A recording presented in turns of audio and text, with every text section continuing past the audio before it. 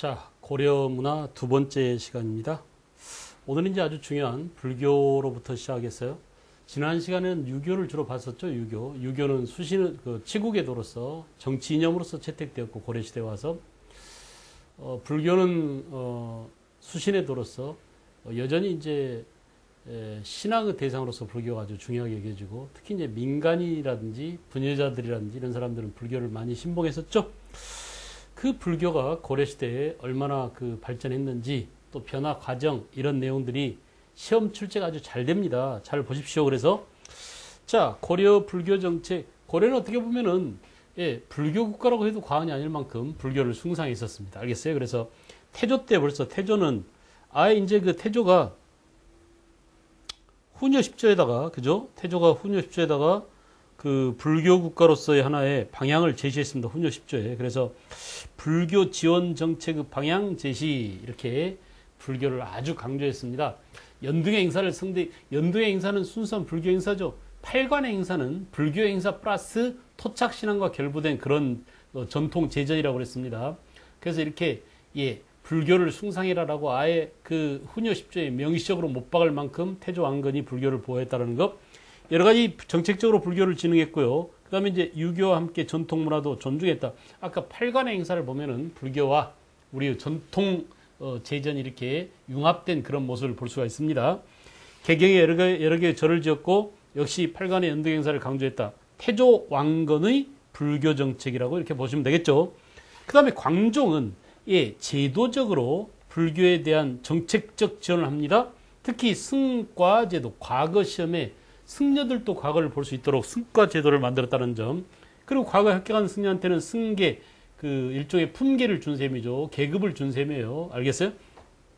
그리고 이제 어떤 상징적인 존재로서 왕 위에 상징적으로 이렇게 국사, 나라의 승려죠. 왕사, 왕실의 승려죠. 이렇게 왕사나 국사 제도를 두었습니다. 여러분이 잘 아는 대각국사 의천이랄지 이런 사람들이 전부 다 국사 아닙니까? 보조국사, 진울, 대각국사 의천, 이런 사람들이 국사입니다. 국사.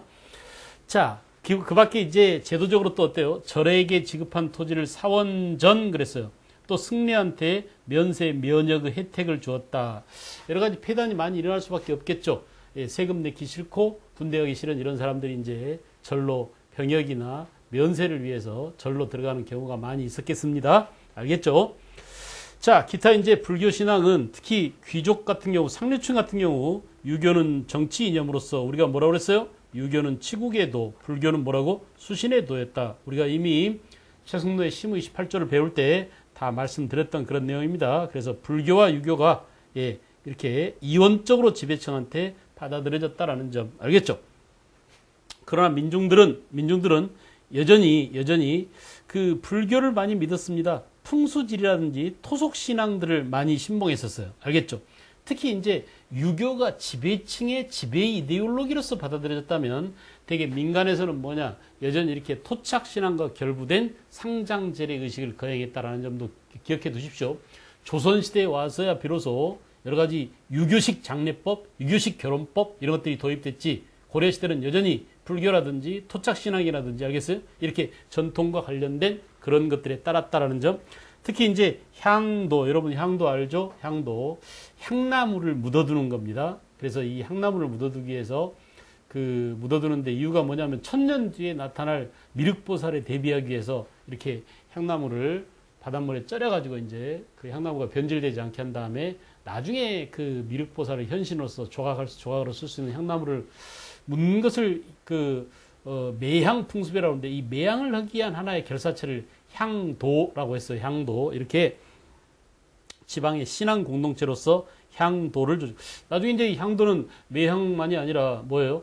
탑을 세운다든지 또는 불사, 절 건축을 한다든지 이렇게 대형 어떤 노동력이 필요할 때를 대비해서 노동 공동체로서 결사체를 만듭니다. 조선시대에도 역시 마찬가지로 이어져서 이런 향도 풍습이 이어져서 이제 조선시대도 이렇게 이어져 가죠. 자, 이렇게 고려시대는 현세의 복을 기원하는 현세 기복적 불교신앙으로서 불교가 널리 민간한테 받아들여지고 있었다라는 점 아시겠습니까? 불교가. 자, 그 다음에 이제 문제는 뭐냐? 불교 통합 운동이 전개되게 됐다. 여러분이 불교 통합 운동이라고 했는데 요즘도 이제 우리가 그 융합이니 통합이니 이런 것들이 많이 쓰게 됩니다. 요즘에 와서 융합이나 통합은 뭐냐면 사회가 굉장히 많이 복잡해졌어요. 우리가 이제 근대화 이후로 여러 가지 분과 학문, 과학이 발달하면서 하나 학문이 가지를 쳐가지고 여러 개가 생겨났는데 사실 이렇게 과학이 발달했다, 학문이 발달했다고 할 때는 전문적인 그런 그 어떤 파트가 하나의 전문화된 영역이 발달했다고 볼 수 있지만은 요즘 생겨나는 여러 가지 문제들을 한번 보십시오. 가령 뭐 기상이변이라든지 또는 뭐랄까 전염병의 유행이랄지 이런 것들은 어떤 하나의 기술만 갖고 해결될 수 없습니다. 여러 가지 기술들이 서로 융복합돼서 문제 해결력을 가질 수 있겠죠. 그러니까 근대의 과학 기술의 발달이 오히려 현대와 같은 여러 가지 재난이나 현대에 생겨난 여러 가지 사건 사고들을 해결할 수 있는 문제 해결력을 못 가져요. 그러니까 어떻게 돼? 다시 여러 전문 분야들이 묶여가지고 융합돼서 또는 통합돼서 하나의 그런 학문으로서 다시 융합의 길을 걷게 된다 이거야. 우주선을 발사한다고 생각해 보십시오. 우주선 발사라는 것은 그야말로 현대의 모든 과학기술들이 다 뭉쳐져야 이뤄낼 수 있는 그런 과학기술의 총화라고 볼 수 있죠. 그래 안 그래? 그런데 이제 나는 전기 전공이야, 나는 뭐 반도체 전공이야, 나는 뭐 생물학 전공이야, 나는 유전 전공이야 이렇게 해가지고는 이런 사람들이 한꺼번에 협업하고 학문이 융합되지 않으면 또는 통합되지 않으면 알겠어요? 하나의 프로젝트로 완성할 수 없단 말입니다. 그래서 요즘도 이제 융합이라든지 통합이라는 말이 많이 중시됩니다. 우리가 잘 아는 안철수 같은 사람도 원래 교수로서 서울대학교 융합을 전문화하는 그런 교수로 있었죠. 그래 안 그래? 이렇게 융합이 중요한데 고려시대의 통합은 뭐냐? 신라 말 선종이 유행했었습니다. 원래 삼국시대뿐만 아니라 통일신라 시대 와서도 교종 5교가 중시됐었죠. 우리가 이제 이미 알다시피 교종은 5개의 5교가 있었는데 이게 통일신라 시대에 통일신라 중대에 유행해서 중대 알겠죠? 중대에 크게 유행했던 교종입니다. 주로 이 교종은 뭘 강조한다고? 불교의 경전이에요. 경전을 중시하는 거야. 특히 이제 불교의 외적인 형식을 중시하는, 알겠어요? 형식을 중시하는 것이라면 선종은 뭐냐? 선종은 구산이 유행했었죠. 원래 신라 말에 구산 선문이 유행했었는데, 자, 신라 말에 크게 유행했던 구산 선문은 뭘 강조한다고 그랬어요? 여러분이 잘 알다시피 요거는 사색입니다. 요건 또 뭐예요? 사색과 참선이죠. 참선을 통해서 진정으로 깨달음을 강조하는 거죠. 깨달음. 그래서 깨달음을 얻으면 누구나 다 부처가 될 수 있다. 성불할 수 있다. 이런 얘기 아닙니까? 그래 안 그래? 이렇게 교종과 선종은 둘 다 불교에서 나온 불교의 이론이지만 교종이냐 선종이냐에 따라서 교종은 경전, 텍스트를 중시하고요. 선종은 주로 뭐라고? 사색과 참선, 깨달음을, 참선을 강조한다. 알겠어요? 그래서 이렇게 지향하는 바가, 수행하는 바가 다릅니다. 자, 그런데 고려시대에 와서 이렇게 오교 교종과 이렇게 구산 선종 이 두 가지가 동시에 유행하고 있단 말이에요. 그러면 이제 어때요? 헷갈리기 시작하겠죠. 야, 텍스트가 우선이야. 아니야. 깨달음이 중요해. 진정으로 깨닫는 자가 부처님이라고 그래서 이렇게 교와 선이 서로 이렇게 갈등 관계로 빠질 수 있었다. 여러분 생각해 보십시오. 이런 것들이 이미 통일신라 시대에도 교종은 주로 뭐라고요? 교종은 통일신라 시대에 전제적인 왕권을 강화시키는데, 그죠? 전제 왕권과 관련해서, 알겠어요? 왕권을 전제시키는데 기여했단 말이야. 전제 왕권 확립에 기여했다라고 했습니다. 그래서 특히 교종은 뭐냐? 교종은 주로 진골 귀족과 같은, 알겠어요? 귀족이 원래 왕족이죠. 이렇게 왕권을 강화시키든지 지배층의 그 기득권을 강화시키는데 교종이 이용됐었어요. 그러나 선종은 신라 말에 유행했던 선종은 뭐라고요? 지방 호족 세력과 결탁되어 있었다. 그래 안 그래? 그래서 이 호족이 뭐예요? 결국은 고려를 세웠죠. 고려를 건국하는 고려 건국의 사상적인 지도 이념이 되었다. 사상적인 기반이 되었다라고 이미 다 배웠습니다. 자, 이와 같이 교종과 선종이 교리상으로도 차이가 있고요. 또 이렇게 결탁되어 있는 정치 세력들이 차이가 있다 보니까 이게 이제 고려로 넘어왔습니다.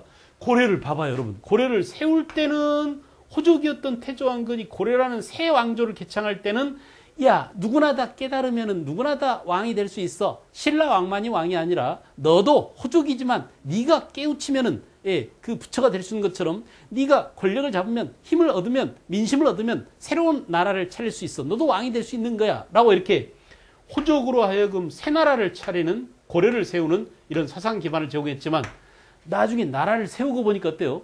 야, 그러면 앞으로도 계속 힘 있는 놈이 새 왕조를 개창할 수 있다는 그런 반역의 논리가 생기는 거 아닙니까? 그래, 안 그래? 그러니까 이제 뭐가 필요해? 화장실 갈 때하고 화장실 나올 때하고 마음이 달라지듯이 기존에 있는 왕조를 무너뜨리고 새 왕조를 세울 때는 이렇게 선종이 필요했었는데 그러다 보니까 무슨 일이 생겨요? 나중에 이제 나라를 안정시키고 왕권을 강화하고 그럴 때는 뭐야? 교종이 다시 중시되는 겁니다. 교종이. 그래서 고려시대에 와서 이렇게 교종과 선종의 이런 양자를 통합시키려고 하는 불교 통합운동이 일어나게 되었다. 여러분 이해하실 수 있겠죠? 그죠? 볼까요? 그래서 이제 대각국사 의천이 이렇게 불교 통합운동을 전개합니다. 의천. 자, 의천은 문종의 아들입니다. 문종은 넷째 아들인가 그래요. 알겠어요? 자, 이렇게 임금님의 아들이면서 어때요? 왕자님이면서 또 뭐야? 국사의 자리에 올랐으니까 얼마나 그 힘이 막강한지 알만하죠. 그래서 야, 안 되겠다. 이렇게 불교를 좀 통합시켜 나가자. 이렇게 해가지고 화엄종, 그죠? 화엄종이 뭐야? 교종입니다. 교종. 그래서 화엄종을 중심으로 해서 교종을 통합하고, 알겠어요? 천태종을 창시했습니다. 그 다음에 이제 천태종을 창시한 다음에 교종의 입장에서 다시 선종을 통합하려는 그런 노력을 전개하게 되더라. 알겠어요? 자, 여러분 봐봐요. 그러니까 이 대각국사 의천은 문종 때의 승려라고 그랬죠. 문종의 아들입니다. 이 대각국사 의천이 뭘 내세웠냐면 교관 겸수를 내세워. 자, 여러분 어렵지만은 한자로 써보겠습니다. 교는 경전을 중시한다고 그랬잖아요. 경전. 그래 안 그래? 교는 경전이다 이렇게 보면 되겠죠. 그 다음에 관은 뭐냐? 관은 원래 불교에서 지관이라고 해가지고 사물의 본성을 직관으로서 깨뜨려 보는 것을 말합니다. 알겠어요? 그래서 말이야 우리가 선종에서 말하는 것도 어때? 이렇게 직관과 깨달음, 수행에 의해서 알겠어요? 사물의 이치나 어려운 인간의 본성이라든지 또는 뭐 세상 만물의 이치라는 이런 것들을 단번에 깨우쳐버리는 것을 말해 지관이라고 그래요. 알겠죠? 좀 어려운 개념인데 자, 이렇게 교는 교종이고 교종 알겠어요? 관은 우리가 그냥 단순화시켜서 선종이라고 보자. 그런데 이 두 가지를 어떻게 하자고? 겸해서 두 가지를 한꺼번에 겸해서 수행해 나가자. 이렇게 교관 겸수를 내세웁니다. 여러분 말로 한번 해보자. 뭐라고? 의천은 뭐라고요? 의천은 교관 겸수를 내세웠다. 이걸 우리가 어려운 이렇게 불교 용어로 또는 한자 용어로 말하면 여러분들이 힘들지만 자, 쉽게 보면 이런 얘기입니다. 교종하고 선종을 겸해서 수행하자. 짬뽕시키자. 합치자라는 얘기야. 그러나 엄연히 의천은 왕실 입장입니다. 왕자님이잖아요. 대각국사 의천입니다. 나라의 승려입니다. 그래서 선종처럼 이렇게 누구나 다 깨달으면 성불할 수 있다. 누구나 깨우침을 얻으면 부처가 될 수 있다라는 논리는 곧 뭐야? 새로운 왕조를 차릴 수 있는 그 후삼국의 분열을 극복하고 신라의 왕조를 부정하고 새로 고려를 차리는데 이런 선종의 논리가 필요했잖아요. 그러나 이제 나라의 왕실의 그 안정과 국가의 체제를 안정화시킬 의천 입장에서는 어때? 그런 논리보다는 뭐야? 교종의 입장이 중시된 것입니다. 알겠어요? 왕권 강화와 지배층의 기득권을 보호하는 이런 교종 입장에 서게 된단 말이에요. 그래서 이렇게 교종에 중점을 두고 선종을 포섭하려고 했다. 알겠죠? 그런 논리가 교관 겸수 안에 담겨 있다라는 점을 꼭 기억하십시오. 알겠죠? 자, 그런데 문제는 뭐냐? 여러분 선종이 만만치가 않습니다. 선종이 신라 말에 무려 구산 선문이 생겨가지고 기존에 경주 중심의 신라 중심의 왕조 체제를 무너뜨리고 새 나라를 세우는데 기여했다고 했잖아요. 이런 선종이 갑자기 이렇게 권력자인 누가 의천이 나타나서 대각국사 의천이 야 선종 전부 다 해쳐마요. 전부 다 교종 밑으로 기어들어와. 이렇게 한다고 해서 한꺼번에 다 모이겠습니까? 물론 의천이 있을 때는 의천의 권위에 복종합니다. 나라의 승려인 국사이자 임금님의 아들이잖아요. 왕자님이잖아요. 이런 힘에 의한 통합이 의천 때는 이루어졌어요. 그래서 거기 볼까요? 자, 이렇게 처음에는 화엄종을 중심으로 해서 흥왕사라는 절과 종파로는 뭐라고? 화엄종을 중심으로 해서 일단 교종 먼저 통합한 다음에 교종 일단 다 모여 구심점을 만들자 이렇게 해서 교종을 만들어 놓고 그 다음에 천태종을 창시한 다음에 다시 어떻게 했어요? 국청사를 중심으로 해서 자 천태종 중심으로 나머지 선종 떨거지들 다 헤쳐모여 이렇게 해가지고 이렇게 교종과 선종을 합치려고 했다. 알겠죠? 그래서 의천이 개창한 게 뭐라고? 천태종이었으며 결국 천태종은 뭐냐? 교종에 중점을 두고 나머지 선종을 끌어모은 이런 입장의 교관 겸수적 입장에서 불교 통합이 추진됐다라고 볼 수 있습니다. 그러나 여러분 이와 같은 통합은 완벽한 이론에 입각한 자발적인 통합일까요? 그러니까 화학적인 결합일까? 물리적인 통합일까? 물리적인 통합이죠. 힘에 의한 권력에 의한 대각수와 의천이라는 권위에 의한 그런 통합이라고 볼 수 있어요. 알겠죠? 그래서 불완전한 통합이었다. 알겠어요? 불교 폐단을 시정하려는 대책이 근본적인 문제 해결이 아니란 말이야. 그 다음에 이제 어때요? 의천이 죽고 나니까 에이씨양 우리는 괜히 붙었네 하면서 누가? 선종들이 다 뿔뿔이 흩어져 가버립니다. 그래서 다시 귀족 중심의 불교만 남고 나머지들은 전부 다 흩어져 버렸다. 그러므로 고려 전기 의천의 통합은 이렇게 불완전한 통합이었다. 오케이. 가시적으로는 눈에 보이기로는 천태종으로서 이렇게 교종과 선종이 하나로 묶인 듯 보였지만은 의천이 죽고 나자 이것이 물거품처럼 흩어져 버렸다라는 얘기입니다. 그러나 이제 어때요? 한번 뭉쳐봤다는 것은 대단히 중요한 경험이죠. 그래 안 그래? 한번 뭉쳐봤다는 것은 대단히 중요한 경험입니다. 알겠어요? 그래서 제가 여러분들한테 공부를 할 때도 꼭 그런 말씀 드려요. 야, 우리가 공무원 시험 준비를 한다고 해서 모두가 다 공무원에 합격하는 거 아니다. 알겠어요? 근데 문제는 뭐냐? 공무원 시험에 합격하지 못하더라도 그 시험 공부라는 과정을 통해서 내가 미래를 위해서 열심히 노력해본 경험이 있다. 이 경험이 소중한 겁니다. 성공하지 못했더라도 내 온몸을 던져서 뭔가를 위해서 내 젊음을 불살랐다라고 하는 이 경험이 또 다른 일에 도전하는 도전 정신을 줄 수 있단 말이야. 알겠어요? 그래서 여러분들도 계속 try, 뭔가를 위해서 계속 출격해야 됩니다. 내가 말이야 골문을 향해서 골을 쏴봐야 알겠어? 슛을 해야 그 중에 하나가 성공해서 골인이 되는 거지. 슛도 안 쏜 새끼가 말이지 골인 하기를 바라면 되겠어요? 그래 안 그래? 그래서 절대로 계속 슈팅을 날려야 합니다. 여러분들이 골을 못 넣는다고 하더라도 이 골이 들어가지 않는다고 하더라도 그래도 골대를 향해서 그 슈팅을 날려야 될 필요성이 있는 것처럼 알겠어요? 고려시대에 이렇게 불교 통합운동 가운데 의천호 통합운동은 비록 실패했지만 그 다음 단계 이제 나중에 무신직공기 때 진우의 통합에 도움을 주는 한번 묶어봤다, 한번 결속해봤다, 우리가 통합의 경험을 가지고 있다 이런 것들이 소중한 경험으로 남겠죠. 알겠어요? 자, 그 다음에 이제 결사운동과 조계종 그랬는데 이 결사운동은 자 뭐냐? 불교 본연의 자세로 돌아가자는 종교. 이 뜬금없이 갑자기 불교 본연의 자세로 돌아가자 이런 문제가 나오냐면 자, 의천의 통합운동이 어땠다고 여러분? 실패로 끝났다라고 했습니다. 의천이 죽고 나자 예, 그동안 의천의 통합운동은 무산돼 버리고 말았어요. 그런데 문제는 여러 가지 불교의 많은 폐단이 결국은 다시 노출되게 되었다 이거야. 여러분 이거 잘 보세요.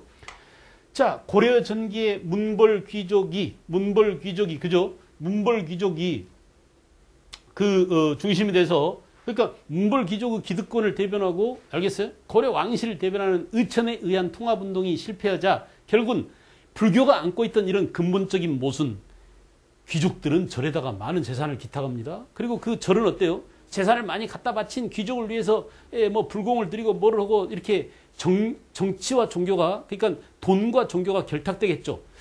여러분 중놈이 고기 맛을 알면 절간에 파리가 나지 않는다라고 할 말이 있는 정도로 말이죠. 그 절이 돈 맛을 알아버리면 결국 그 절이 갖고 있는 그러니까 종교가 지닌 고유한 그런 세속을 정화하는 그런 기능이 다 상실되게 마련입니다. 알겠어요? 그래서 여러 가지 불교 폐단이 노출되게 되더라. 절이 이제 어때요? 타락하게 되는 겁니다. 돈 맛을 알게 되는 겁니다. 알겠죠? 자, 그래서 이런 불교 폐단을 시정하기 위한 노력으로서 뭐냐? 시기가 무신직권계예요. 무신직권기 때 누가 등장했어요? 진울이 등장했습니다. 진울. 알겠죠? 그래서 진울은 뭘 했습니까? 신앙 결사 운동을 전개하게 되었다.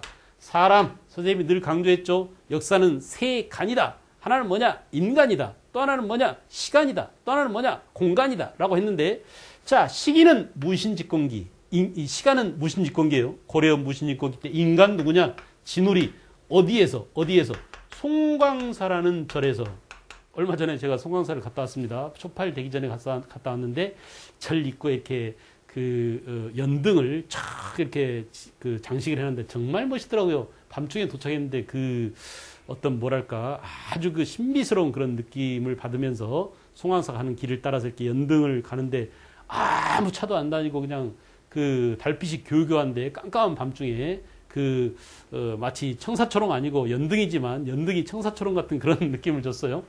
그러면서 이제 이렇게 어떤 느낌이 드냐면 마치 비행기가 착륙할 때 어떤 유도등이 이렇게 딱 쳐 있는 것처럼 이렇게 절로 가는 길이 이렇게 연등으로 이렇게 밝혀 있더라고요. 그래서 갔는데 절 안에 이제 모양도 많이 변했더라고요. 새로 이제 템플 스테인가 이런 거 하느라고 이제 공사도 많이 하고 요즘 공사가 한창이었습니다. 송광사는. 그런데 하여간 이 송광사에서 신앙 결사 운동을 알겠어요? 진울의 결사 운동이 나왔다. 그 결사 이름이 뭐냐? 이름 수선사 결사. 알겠죠? 그래서 다시 합니다. 시기 무신집권기 사람 진울에 의해서 뭐냐? 송광사에서 장소 시간 인간 공간 그리고 팩트 뭐라고? 수선사 결사다. 여러분 이 수선사 결사는 개념이 중요해요. 보세요. 수선사 결사 운동이란 뭐냐? 중요합니다. 아주 중요합니다. 승려들의 타락상을 비판. 타락상이란 게 뭡니까? 맨날 귀족들이 갖다 주는 돈 맛을 알고 승려들이 말이에요. 알겠어요? 호의호식 하려고 그러고 고기 맛을 알아버렸어. 자기한테 돈 준 놈한테 충성을 다합니다. 그래 안 그래? 그러니까 문벌 귀족과 또는 무신들하고 승려하고 결탁돼 가지고 말이야.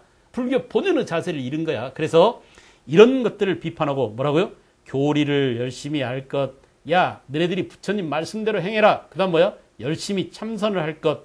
승려들이 그냥 귀족들이 갖다 준 그런 보물을 받아가지고 호의호식을 하지 말고 노동을 해서 선수행을 해서 알겠어요? 그래서 불교 참 진리를 깨닫자. 이렇게 송광사 중심의 수선사입니다. 수선사 결사를 주창하게 됐다. 알겠어요? 그래서 개혁적인 승려들과 지방민들의 큰 호응을 받았습니다. 여러분, 고려의 수도가 어디였어요? 그렇습니다. 어디냐 하면 개성이잖아요. 그죠? 송악입니다. 근데 송광사는 저 전라남도 순천에 있습니다. 그러니까 얼마나 뭡니까? 거리상. 고려 중앙정부에서 한참 변방이야.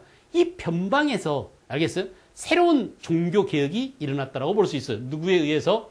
진울에 의해서. 장소 어디라고? 송광사. 오케이. 그리고 그 팩트가 뭐냐? 수선사 결사다. 승려가 본연의 자세를 견지하고 불교 교리대로 행하며 노동을 해서 선수행을 한 다음에 알겠어요? 진짜 불교 진리를 깨달을 수 있는 구도 길로 가자. 그러기 위해서 우리가 뭐냐? 똘똘 뭉치자 이거야. 알겠어요? 뜻 있는 놈들 다 모여. 그리고 지방민들, 우리 승려들의 이런 결속을 우리는 돈 싫어요. 우리는 귀족들이 갖다 준 돈 받기 싫어요. 이렇게 해가지고 송광사에서 이런 운동을 펼쳤습니다.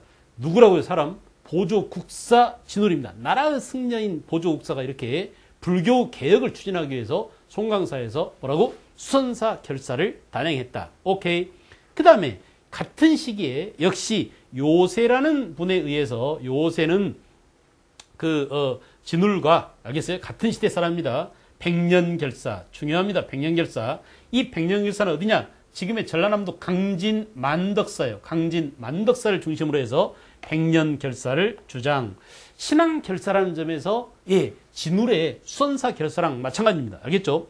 근데 여기서 특별히 우리가 요새의 백년결사를 표현하는 표현이 있어요. 그게 바로 뭐냐면 참회를 중시하는 법화신앙 이게 나오면 요새야. 반드시 기억할 것.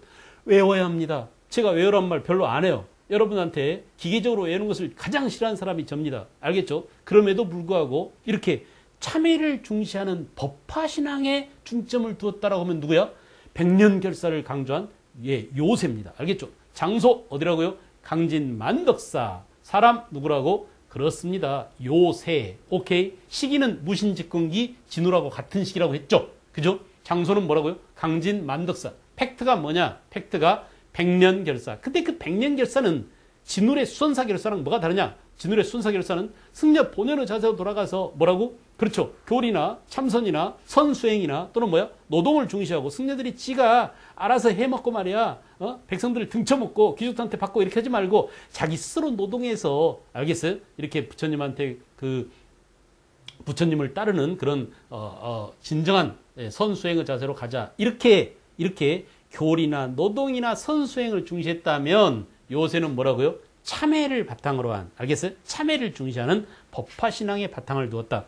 특히 이제 지방민들이 어떻습니까? 아, 우리 스님들이 진정한 구도자의 자세로 가는구나. 승려들이 자기 스스로가 스스로를 참회하면서 이렇게 구도 길로 간다라는 것은 굉장히 중요한 어떤 변화의 변곡점이 될 수 있죠. 지방민들이 여러 같은 성공을 했다고 합니다. 그래서 수원사와 함께 고려 후기 불교를 주도했다. 여러분, 얼마 전에 그 뉴스 보도가 나왔습니다. 남북한의 천주교, 뭐예요? 천주교, 신부들이, 알겠어요? 이제 천주교 신자들이 모여서 성당을 하나 지었대. 근데 그 성당이 뭐냐면 속죄와 참회의 성당이에요. 성당 이름이. 그래가지고 6.25 기념해서 알겠어요? 우리가 이제 6.25 때 얼마나 많은 동족 상잔의 그런 비극을 겪었냐. 그런데 북한은 지금 종교 자유가 없잖아요. 그래 안 그래? 그래서 그 북한 신의중가 어디에 있는 아주 유명한 성당을 본받아가지고 똑같은 복사판으로 남한에 이렇게 성당 하나 만들었는데 주로 북한의 예술가들이 그 안에 성당 치장을 하고 또 우리 남한의 건축가들 또 예술가들 이런 사람들이 함께 치장해서 성당을 만든 다음에 우리가 민족 앞에 역사 앞에 그리고 더 나아가서는 이렇게 예수님 앞에 알겠어요? 종교 앞에 진정한 참회와 속죄를 하자 이런 취지를 했다는데 참 바람직한 겁니다. 요즘 불교며 또는 뭐 기독교며 그죠? 이런 종교에서 얼마나 많은 종교인들이 돈만 밝히고 말이야 종교 본연의 자세를 잃고 오죽하면 벤츠 타고 다니고, 그죠? 뭐, BMW 타고 다니는 승려, 목사들이 수두룩합니다. 알겠죠? 이렇게 돈 맛을 알아버리면, 알겠어요? 이미 종교가 타락해버리면, 종교는 세상의 빛과 소금이 되는 것이 아니라 백성을 등쳐먹는, 알겠어요? 그냥, 하나의 거머리대, 알겠죠? 그런 것들에 불과하게 됩니다. 알겠어요? 그래서 요즘에야말로 이런 신앙 결사 운동이 요구되는 때가 아닌가라는 생각이 듭니다. 자, 그런데 더 중요한 것은 지금 진울이죠, 진울. 진울은 조계종을 창시했는데, 잠깐, 아까 의천은 뭘 만들었다고 그랬어요? 그렇습니다. 의천이 천태종을 개창했다면, 고려 후기 진울은, 무신집권기 때 진울은 조계종을 창시했다. 자, 갑니다. 다시 교종과 선종을 통합하려는 노력이 전개되는데, 의천이 교종 입장에서 선종을 통합하려고 했다면, 진울은 뭐냐? 선종의 무게중심을 둬요. 선종 중심으로 교종을 끌어안으려고 그래. 그래서 이걸 선교 일치사상이라고 했는데 이때 진울이 내세운 이론이 바로 뭐냐면 정해쌍수 도노 점수입니다. 여러분 볼까요? 자, 우리가 고려 후기로 가니까 누가 나왔다? 진울에 의해서 조계종이 개창되었다. 구분해야 됩니다. 의천의 천태종이고 누구라고? 진울에 의한 조계종이다. 그런데 이 조계종에서 내세운 것은 뭐냐? 야, 사색과 참선을 위주로 하자. 알겠죠? 사색과 참선을 위주로 하되 플러스 뭐라고요? 교리나 경전도 함께 해 나가자. 원래 그렇습니다. 여러분 이제 이렇게 제가 진울과 의천을 얘기할 때 항상 여러분들 공부하는 것하고 이렇게 함께 견주어서 말씀드립니다. 결국은 우리가 불교 진리를 깨닫는다라고 하는 것도 결국은 공부입니다. 알겠죠? 이 불교에서는 신이라고 석가모니를 신으로 승격하지 않아요. 석가모니도 하나의 구도 자세로 진리를 찾아간 스승입니다. 우리의 스승인 석가모니가 가던 그 길을 우리 후세대들이 다시 따라가는데 그 석가모니께서 진리에 이르는 그 과정을 우리는 어떻게 겪고 진리를 획득하느냐 이런 문제에 있어서 보세요. 여러분들이 공부하는 거나 스님들이 공부하는 거나 똑같은데 스님들이 지금 의천은 뭐라고? 야, 텍스트 위주로 해. 교과서를 열심히 봐야 돼. 교재를 열심히 봐야 돼. 그 다음에 여러분들이 생각해서 깨우쳐야 돼. 아는 것들이 그 다음으로 따라야 돼. 교재를 열심히 보고. 이렇게 교재 중심, 교과서 중심이었다면 교종이, 알겠어요? 의천의 천태종이 교관겸수가 교종 중심의 선종통합이라면 진울의 조계종은 뭐냐? 야, 깨우치는 게 먼저야. 알고 책을 읽어. 알았어요? 이래서 이 사람 뭐라고? 그렇습니다. 깨달음을 중시하고 사색과 참선을 중시하고 사색과 참선을 통해서 깨달음을 얻는 게 중요하다. 그럼에도 불구하고 됐어. 나 이제 깨달았으니 더 이상 공부할 게 없어라고 손 놔버리면 끝장이다 이거야. 깨달은 지식도 세월이 지나면 녹이 슬거나 잊어먹거나 인간은 망각의 동물이죠. 그래 안 그래? 그래서 항상 깨달은 것들을 다시 한번 되새김질하기 위해서는 그래서 부처님 말씀이 필요하다. 그 말씀이 바로 뭐냐? 교리입니다. 경전입니다. 불경, 그죠? 그리고 논, 그죠? 또 뭐 소, 초 이런 것들 있잖아. 그래. 원래 이제 경, 율, 논 이 세 가지가 삼장이라고 그래요. 불교에서. 알겠어요? 그래서 경은 부처님이 하신 말씀을 말하고 그다음에 그 율은 불교 수행을 하면서 지켜야 될 여러 가지 율법 그 지켜야 될 것들입니다. 계율이죠, 계율. 그리고 이제 논은 뭐냐 하면 경이나 율에 대한 것을 여러 학자들이나 여러 그 선사들이 논문을 달아놓은 거, 알겠어요? 주석을 달아놓은 거, 이런 것들이 바로 논인데, 이와 같이 경전을 중시하고 교리나, 알겠어요? 교리나 경전으로서 보충하자. 그런데 중점은 어디에 두느냐? 선종에 중점을 둔다. 알겠어요? 다시 강조합니다. 우리가 공부를 할 때도 교재도 읽어야 돼. 그러나 여러분, 제가 강조하고 싶은 것은 공부하는 방법에 굳이 견준다면 의천보다는 여러분들더러 진울처럼 공부를 하고 싶어요. 생각을 많이 해야 됩니다. 깨우쳐야 됩니다.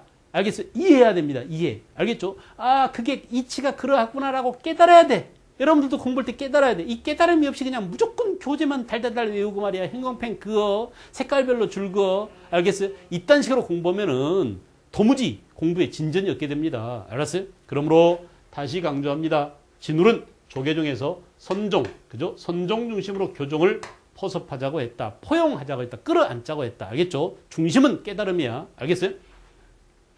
자, 그걸 뭐라고 했느냐? 이렇게 얘기했어요. 정, 그죠? 정, 그 다음에 해. 자, 이게 굉장히 어려운 말인데, 정은 뭐냐 하면, 깨우침의 경지에 이른 상태를 우리가 입정이라고 해요. 불교에서 입정. 그러니까 해탈이나 열반의 경지에 이른 그 상태를 말할 것입니다. 입정. 알겠죠? 그런데 그 정과 해는 뭐냐? 해는 우리가 글을 읽어도 깨우침이 옵니다. 글을 읽어도 뭔가 해안이 열립니다. 눈이 밝아진 걸 느낍니다. 그래 안 그래? 아, 내가 모르고 있었던 일을 다른 사람의 생각이 글로 나타나잖아. 그 글을 읽으면서 내 생각에 도움을 주잖아요. 이런 것들을 우리가 해라고 한단 말이야. 그러니까 교리나 경전이나 글씨를 통해서 얻을 수 있는 그런 지식을 해라고 한다 이거야. 오케이. 그러므로 정과 해는 어떻게 하자고? 세트로, 쌍으로 함께 이런 뜻입니다. 항으로, 쌍으로 공부해 나가자. 이걸 뭐라고? 정해 쌍수라고 한다. 아시겠어요? 정해 쌍수라고 한다. 제가 나오는 거죠. 정해 쌍수. 자, 그 다음에 이거 보세요. 정과 해를 함께, 이게 바로 이 말이야, 이 말. 알겠죠? 이게 선종의 중점. 이게 선종 아닙니까? 해가 교종이죠. 그래 안 그래? 그래서 선종의 중점을 두고 교종과 함께 두 가지를 겸해 나가되 선종이 주다. 이런 얘기입니다. 자, 그 다음이 중요해요. 자, 그렇게 해서 이게 문득 깨달을 얻습니다. 문득 돈이고, 알겠어요? 별안간 깨우침을 얻었어요. 내가 부처라는 순간 깨달았어요. 알겠죠? 내가 부처라는 것을 깨달은 순간 도노했어요. 그런데 됐어. 난 이제 드디어 열반의 경지에 이르렀군. 내가 곧 부처라는 것을 깨닫다니. 알겠죠? 이렇게 깨달음을 얻었다고 하더라도 좀 있으면은 금방 녹슨다 이거야. 금방 잊어먹고 말이죠. 금방 망각하고. 그렇습니다. 제가 보니까 항상 인간은 편한 쪽으로 하려고 그래. 예, 앉고 나면 눕고 싶고, 눕고 나면 잠자고 싶고, 알겠어요? 그러니 결국 우리가 공부한다는 것, 우리가 살아있다는 것은 뭐냐? 마치 강물을 거슬러 올라가는 거랑 똑같아. 알겠죠? 한순간이라도 노를 젓는 것을 멈추는 순간 우리는 하루로 떠내려갑니다. 알겠어요? 내가 내 정신을 숭고하게 하기 위해서 내가 뭔가 남다른 것을 이루기 위해서는 늘 상류로 가야 돼. 맑은 쪽으로 가야 돼. 여러분이 노를 저어서 상류로 간다고 생각하면서 이 노 젓는 것을 멈추는 순간 바로 하루로 떠내려간다니까? 그러니까 그 순간에 뭐라고 그랬느냐? 예, 그 순간 노젓기를 멈추지 마라. 노젓기를 멈추지 않는 것처럼 뭐라고 그랬어요? 점진적으로, 그죠? 수행을 계속하라 이거야. 알겠어요? 그래서 이걸 뭐라고 하느냐? 도노점수라고 한다. 도노점수. 오케이. 그러므로 진울은 정해쌍수 도노점수. 말로 해보자. 진울은 뭐라고? 정해쌍수 도노점수. 잘했습니다. 의처는 뭐라고 했냐? 의처는 좋았어요. 의처는 예, 교관 겸수라고 했다. 알겠죠? 여기 있죠? 교관 겸수. 알겠어요? 의천이 천태종에서 내세운 교리가 교관 겸수라면 진울은 뭐라고요? 진울은 조계종에서 정해쌍수, 정, 선종과 해, 교종을 함께 닦아 나가되 깨우침을 얻는 다음에도 어때요? 점진적인 수행을 계속해야 한다. 정진, 용맹 정진을 멈추지 않아야 한다. 이런 얘기입니다. 공부는 죽을 때까지 해야 되느니라라는 것은 불가에서만 할 수 있는 일이 아니라 여러분들이 합격하고 나서도 공무원이 돼서도 알겠어요? 계속 공부해야 됩니다. 왜냐하면 나를 둘러싸고 있는 세상이 늘 변하기 때문에 마치 그것은 뭘 말한다고? 내가 타고 있는 이 배를 세상은 늘 하루로 나를 보내려고 그래. 내가 나보다 지금보다 변하지 않고 나를 더 나은 쪽으로 가게 하려면 늘 끊임없이 상류를 향해서 노를 젓는 것처럼 여러분들은 공부를 죽을 때까지 해야 되는 것입니다. 알겠나요? 그런 마음을 가져버리면 편해요. 알겠죠? 아이고 공무원 시험 끝났으니까 나 이제 공부 끝! 이렇게 하면 안 됩니다. 내가 대학만 가면은 여러분 공부 다 끝나는 줄 알았죠? 천만의 말씀이야. 대학 가서 이제 합격해서 신났어고 막 사발주 먹고 그냥 미팅 다니고 그러다 보니까 또 뭐가 닥쳐? 예, 중간고사가 닥치잖아. 기말시험이 또 닥치잖아. 그 다음 어때요? 취직시험이 버티고 스펙 쌓아야 되잖아. 끝없이 공부를 해야 됩니다. 여러분 공무원 가보세요. 승진해야 됩니다. 또 시험 공부해야 됩니다. 그래 안 그래? 그래서 결국은 뭐냐? 결국은 죽을 때까지 공부해야 되는구나. 우리는 그런 운명을 타고났습니다. 인간이란 이렇게 예, 죽을 때까지 노동하고 공부하고 일을 해야 되는 그런 존재인지도 몰라요. 알겠죠? 자, 다시 파워포인트를 보세요. 그림을 보세요. 진울은 뭐라고요? 좋습니다. 정해쌍수, 도노점수 눈에 잘 익혀두고 입에도 올려두십시오. 다시 강조합니다. 의처는 교관겸수. 오케이? 예, 진울은 뭐라고? 예, 정해쌍수, 도노점수. 자, 여러분 진울과 함께 또 뭐야? 진울의 제자 해심은 유불일치설을 주장했어요. 유불일치설. 알겠죠? 그래서 해심은 자, 유불일치설을 주장했다. 해심입니다. 자, 해심은 왜 유불일치설로 갔느냐? 여러분 생각해 보세요. 예. 이 유불일치설은 결국 진리를 깨닫는 데 있어서는 불교나 유교나 마찬가지 아니냐 이런 얘기야. 아주 중요합니다. 우리가 이것을 말로 표현할 때 이렇게 얘기해. 성리학 수용의 바탕이 되었다라고 얘기해요. 왜냐하면은 우리가 깨달음 그러는데 도대체 깨달음이란 뭔가? 뭘 깨닫는다는 얘기야? 결국 이 깨닫는다는 것은 우리 인간의 본성이 뭐지? 사람은 어디서 왔는가? 우리 인간은 착한 존재인가? 악한 존재인가? 알겠어요? 이렇게 인간에 대한 깨달음인가 동시에 우리가 인간을 소우주, 작은 우주라고 하잖아요. 결국 또 다른 것은 뭐냐? 인간도 자연의 일부입니다. 알겠어요? 그래서 자연의 이치와 인간의 본성 이런 것들을 깨닫는 것 이게 바로 뭡니까? 철학입니다. 철학. 알겠죠? 그래서 이렇게 예, 고려 불교가 선종 중심의 불교로 고려 후기에 선종이 유행했잖아. 깨달음이 유행했잖아. 깨달음이 철학이라고 그랬잖아. 철학을 강조하는 불교가 있었기에 그 다음에 고려 말기에 원으로부터 뭐가 들어왔어요? 성리학이 들어왔어요. 여러분 봐봐.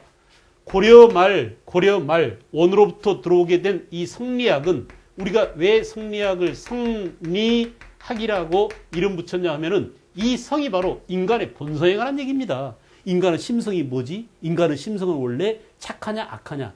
인간의 심성이 착하다고 주장하는 사람은 맹자야. 인간의 심성이 악하다고 주장하는 사람은 순자야. 여러분 다 알죠? 인간의 심성은 착하지도 악하지도 않다. 이게 유명한 고자입니다. 성무성학설 다 알잖아. 오케이. 재밌죠? 그래 안 그래? 이게 성리학에서 나온 겁니다. 알겠어요? 그 다음에 또 뭐야? 자연의 이치를 강조한다고. 그래서 성리학이야.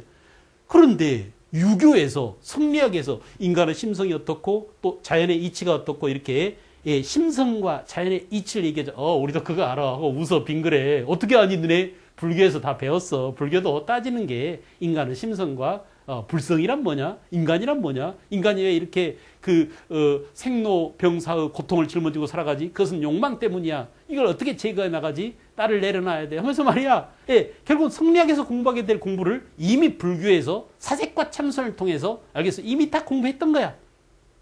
알겠죠? 그러다 보니까 어때요?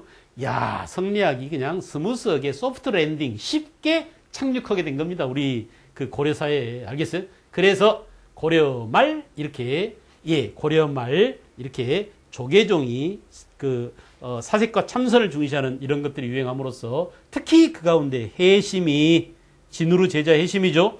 유교와 불교가 마찬가지야. 그럼으로써 결국 새로운 유교 성리학이 들어오는데 불교가 길 안내자의 역할을 했다 이거야. 오케이. 그걸 우리는 뭐라고? 성리학 수용의 바탕이 됐다. 이렇게 말했습니다.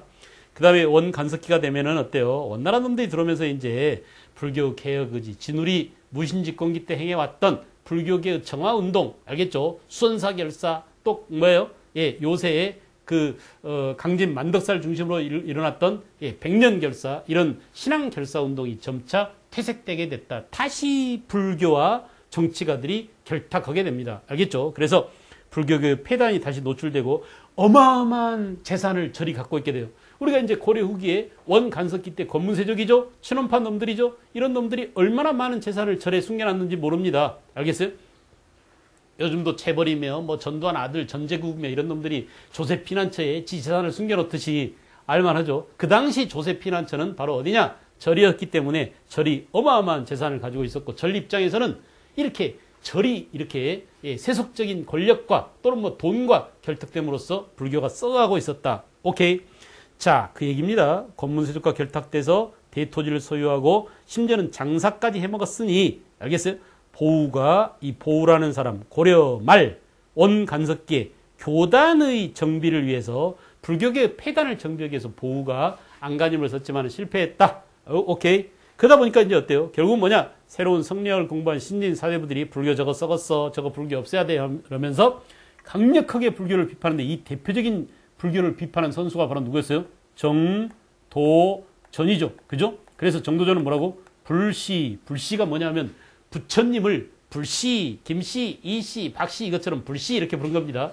이 부처님의 잡스러운 궤변이다 이거야. 불시잡변. 이렇게 해서 심기리편이랄지 불시잡변 이런 저술들을 통해서 성리학적 입장에서 불교 폐단을 공격한, 알겠어요? 정도전이 있었습니다.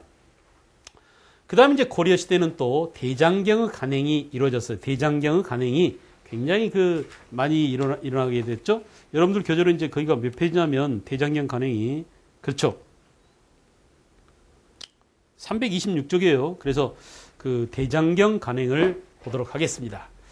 자, 원래 대장경은 불교 경전을 집대성한 것, 이것이 대장경이죠. 그러니까 그 대장경은 뭐라고? 불교 경전을 집대성. 이 경전이 뭐냐면 3장이 있어요. 3장. 이 3장이 바로 뭐라고요? 불교 경전을 그죠? 불교의 여러 가지 계율, 승려가 지켜야 될 율법 이런 것들을 줄여서 율이라고 합니다. 율. 그리고 이 두 가지를 해석해서 써놓은 논문을 뭐라고? 줄여서 논이라고 그래요. 논. 그래서 경, 율, 논 이 세 가지를 모아놓은 3장을 모아놓은, 알겠어요? 이것이 바로 불교 교리에 대한 체계적인 이해가 이루어지지 않으면 이것 자체를 모을 수가 없습니다. 모아도 어떻게 모아야 돼? 아주 체계적으로 논리적으로 모아야 되잖아요. 그래 안 그래? 그러니까 종합적으로 불교 사상 전반에 대한 이해가 체계적으로 정리가 되어 있지 않으면 대장경을 만들 엄두를 못 냅니다. 일본 놈들이 말이에요. 대장경을 못 만들었어요. 그래서 맨날 우리 고려 대장경 좀 달라고 애걸 벗고 합니다. 조선시대까지 이게 이어져가지고 조선시대 통신사들이 가장 우리한테 와서 많이 요구한 게 대장경 좀 고려시대 만든 그 대장경 우리 하나 줄 수 없어 하면서 말이지 맨날 이렇게 대장경 받아가려고 애걸복걸 했답니다. 그 정도로 우리의 불교 사상에 대한 이해도가, 알겠어요? 체계적으로 정리된 불교에 대한 이해가 얼마나 뛰어났는지를 보여주는 게 바로 고려시대 대장경 간행이에요. 고려 현종 때 초조 대장경을 만들었습니다. 거란 침입 당시에 알겠죠? 고란 침입 당시에 만들어서 되게 초조한 상태에서 만들었기 때문에 초조 대장경 그러면 안 돼. 알았어요? 이건 농담이고 우스갯소리를 한 말이고, 이건 뭐냐? 처음 조판한 대장경이다라는 의미에서 초조장경이라고 합니다. 말로 해봐. 뭐라고? 초조장경. 알겠어요? 거란이 침략이 왔습니다. 이 거란의 침략을 무찌르기 위해서 부처님의 영험한 말씀들이 필요했어요. 이 영험한 말씀들을 집대성해서 대장경을 만들면 이 대장경의 위력으로 저 악귀와 같은 거란 놈들이 물러갈 것이다라는 이런 소박한 생각을 한 거야. 그러나 여러분, 이렇게 전쟁통에 대장경을 만들려고 했으니 제대로 만들어졌겠어요? 실제로 이제 만들기는 만들었지만 이게 빠진 글자도 많고 틀린 글자도 많고 누락되고 이렇게 잘못된 게 많았습니다. 그래서 그럼에도 불구하고 이 6천여 권의 그 초조 대장경을 만들어 가지고 이따가 이걸 이제 팔공산, 대구 팔공산이죠. 팔공산에 있는 부인사라는 절로 옮겨놨었는데 몽고 새끼들이 쳐들어가지고 이 부인사 절을 홀랑 불태워버린 바람에 결국 뭐냐, 거기 있던 초조 대장경도 완전히 불타 없어졌습니다. 알겠죠? 그래서 현재는 뭐냐, 남아있는 인쇄 목판본은 다 불타버리고 나무로 됐으니까 도장처럼 판다고 그랬잖아요. 그래 안 그래? 이거 전부 다 불타버리고 결국은 인쇄본 일부만 현재 남아있습니다. 이따 보여드릴게요. 알겠죠? 인쇄본 일부만 남아있다. 초조대장경. 고려 현종 때 거란침 당시에 만들어서 나중에 대구 부인사에 옮겨놨는데 몽골놈들이 쳐들어와가지고 불태워 없애버렸다. 오케이, 정리됐습니까?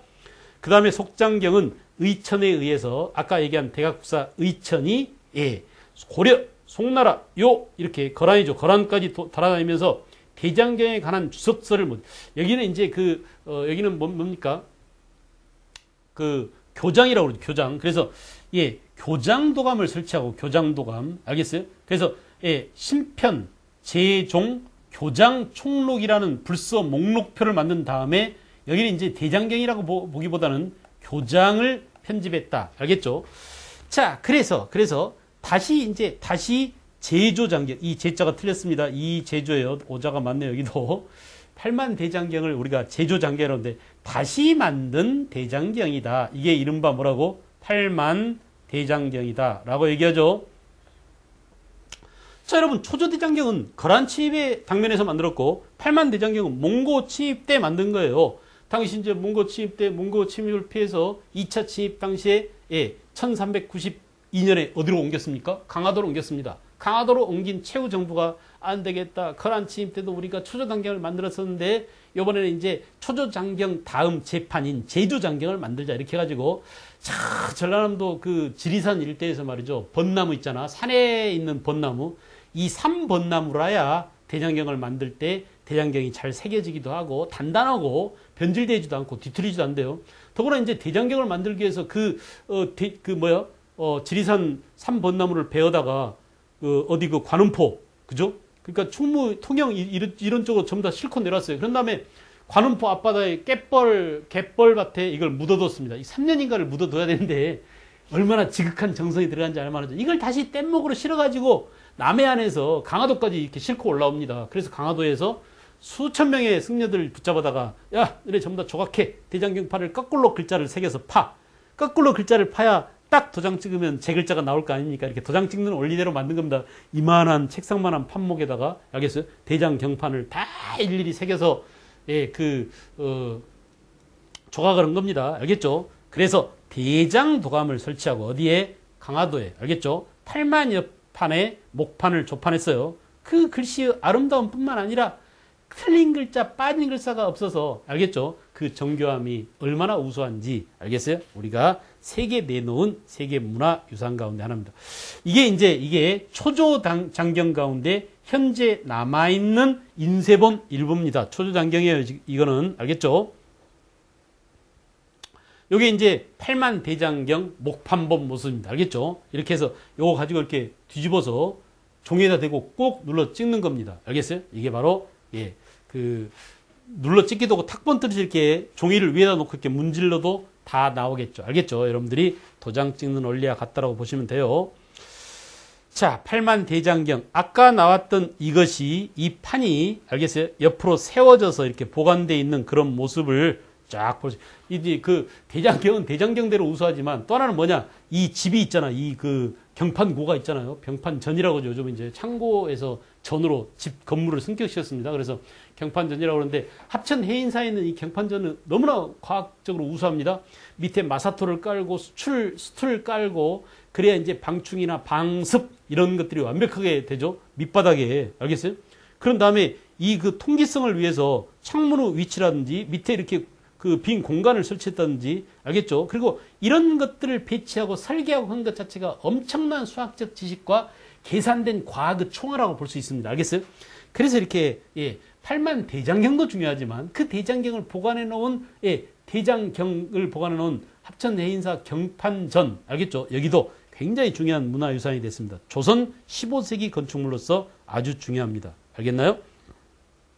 여기까지 정리하고 나머지 도교와 풍수리설을 또 간단히 보도록 하겠습니다. 도교는 불로장생과 현세 구복적, 현세 기복이라고도 하고 복을 구한다 해서 구복이라고도 하죠. 자, 예종 때 도관을 건립해서 하늘과 별에게 제사, 이 하늘과 별에게 제사 지는 것을 초제라고 합니다. 초제. 알겠어요? 초제를 지냈는데, 이 그 도교는 어떤 그 도교 승려랄지 또는 뭐 교단 조직이나 이런 것들이 형성되지 않았습니다. 그래서 종교로서 기능을 제대로 하지 못해요. 알겠죠? 그나마 이제 태조 안건이 팔관회를 성대히 거행하라 이렇게 하는 바람에 이런 도교 행사와 민간 신앙과 불교적인 행사들이 서로 곁들여져서 팔관회라는 국가 제전으로서 진행되기도 했다.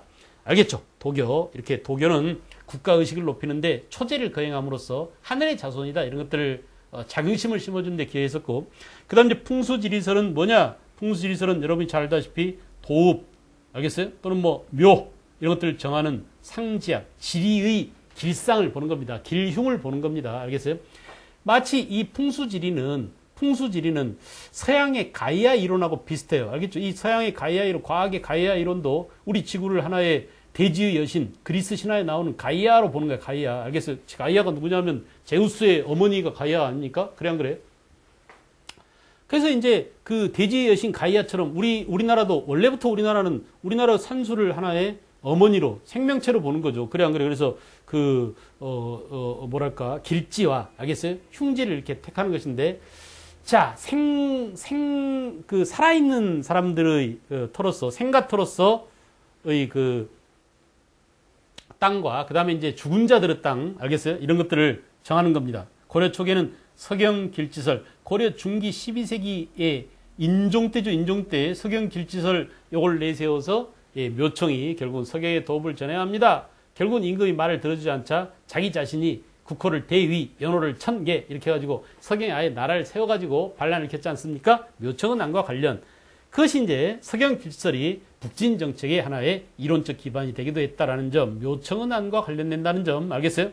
이 묘청은안과 관련되면서 북진 정책과 관련되면서 또는 뭐냐, 고구려 계승의식, 고구려 수도가 서경이었잖아요. 고구려 계승의식과도 서경길설이 관련되고 있다라는 점. 그 다음에 정치적 투쟁에 이용됐다. 묘청은안을 말합니다. 묘청은안.